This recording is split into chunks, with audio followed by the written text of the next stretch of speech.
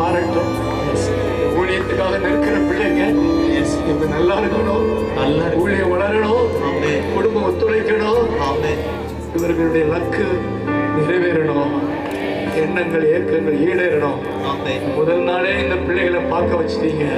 நான் மனதார ஒரு தகப்பன் ஸ்தானத்திலிருந்து ஆசீர்வதிக்கிறேன்.